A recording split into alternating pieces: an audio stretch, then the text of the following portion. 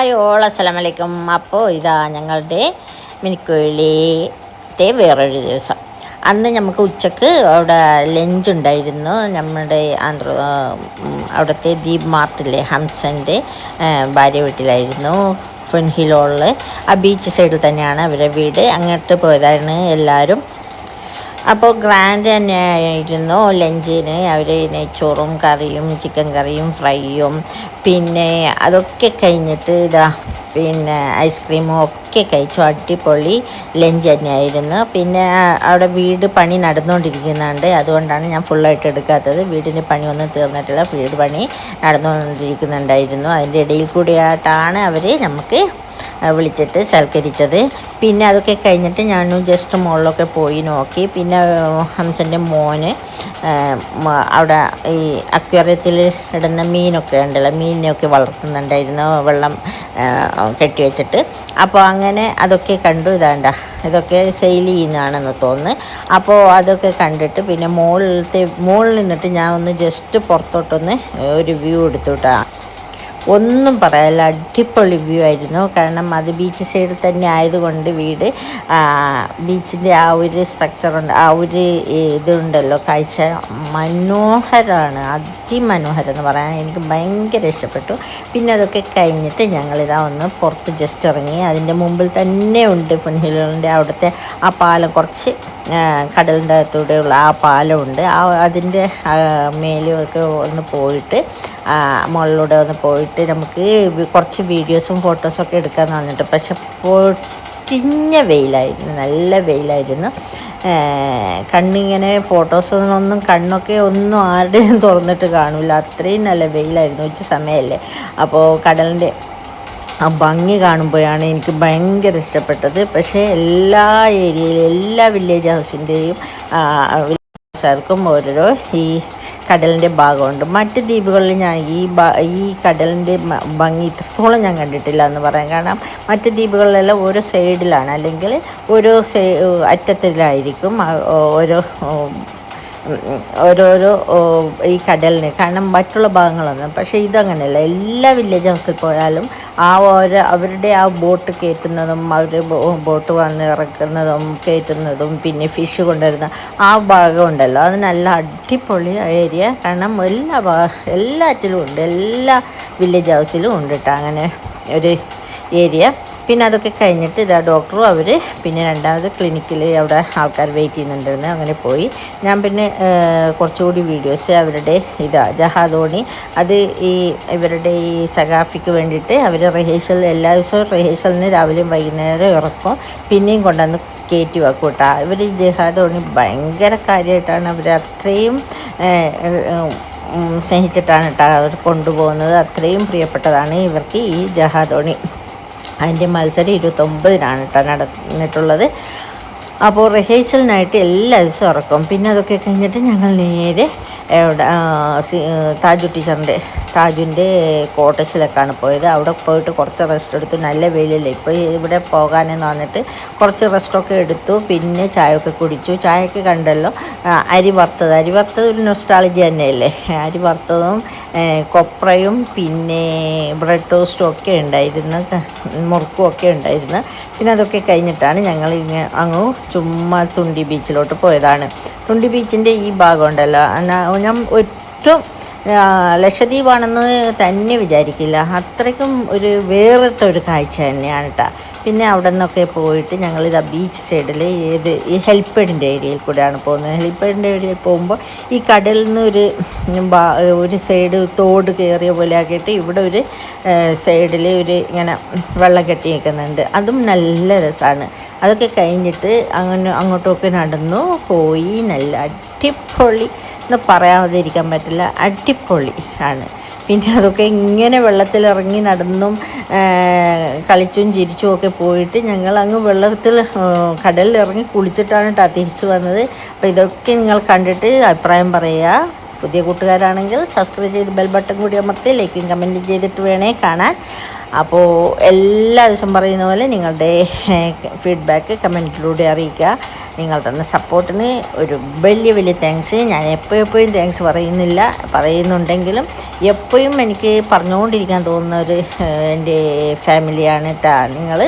അത്രയും വലിയൊരു ഹ്യൂജ് ഫാമിലിയാണ് ഇന്നിപ്പോൾ എനിക്ക് ചുറ്റുമുള്ളത്. ഒരിക്കലും ഞാൻ മറന്നിട്ടല്ല.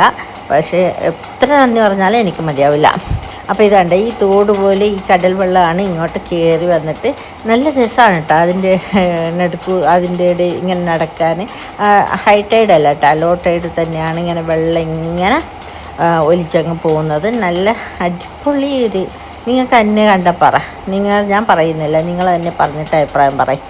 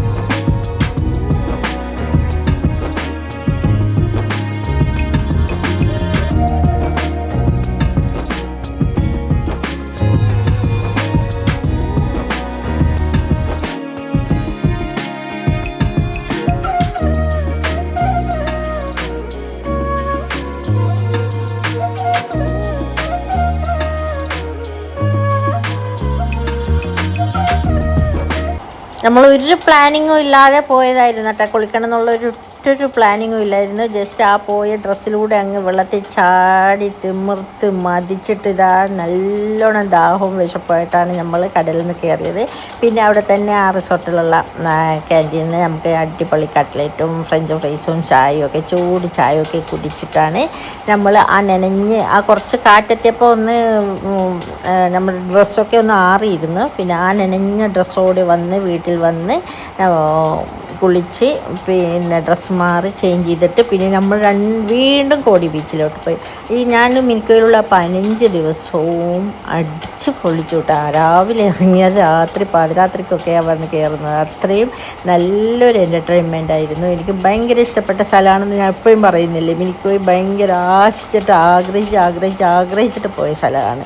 പക്ഷേ ഒട്ടും മിസ്സാക്കിയിട്ടില്ല. എല്ലാം കംപ്ലീറ്റ് ഞാൻ എൻജോയ് ചെയ്തു. അപ്പോൾ കോടി ബീച്ചിലോട്ട് അന്നും രാത്രിയിൽ ഞാൻ പറഞ്ഞല്ലോ, വൈകുന്നേരം രാത്രികളിലും എപ്പോഴും അവിടുത്തെ ഈ സഖാഫിൻ്റെ ഭാഗമായിട്ട് എന്നും പരിപാടികളുണ്ടാവും. അപ്പോൾ എല്ലാവരും അവിടെ ഇങ്ങനെ നല്ല തിങ്ങി തടിച്ച് കൂടിയിട്ടുണ്ടാവും. സ്റ്റാളുകൾ വേറെ ഉണ്ടാവും.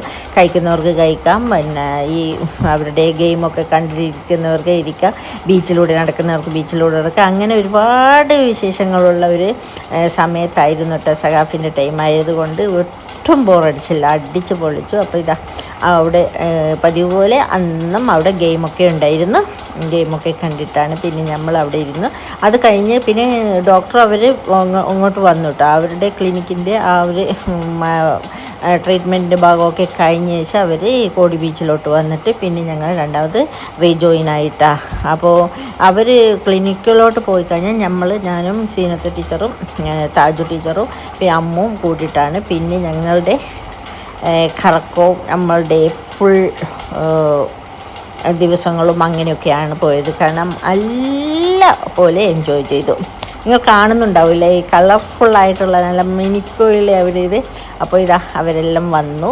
ക്ലിനിക്കൊക്കെ അടച്ചിട്ട് അവരിങ്ങോട്ട് വന്നിട്ട് പിന്നെ എല്ലാവർക്കും ദാഹവും വിശപ്പൊക്കെ ഉണ്ടായിരുന്നു. അപ്പോൾ അങ്ങനെ പിന്നെ ഓരോ സ്റ്റാളുകളേറി എന്താണെന്നുള്ളത് നോക്കുന്നതാണ് കേട്ടോ.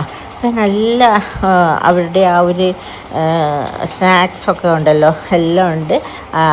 അതുണ്ട്. പിന്നെ വെറൈറ്റി ഓരോ സാധനങ്ങളുണ്ട് കേട്ടോ. അവരുടെ ഓരോരോ ഇതും അവരുടെ ബിരിയാണി ഫിയ ബിരിയാണി എന്ന് പറഞ്ഞിട്ട് അതുണ്ട്.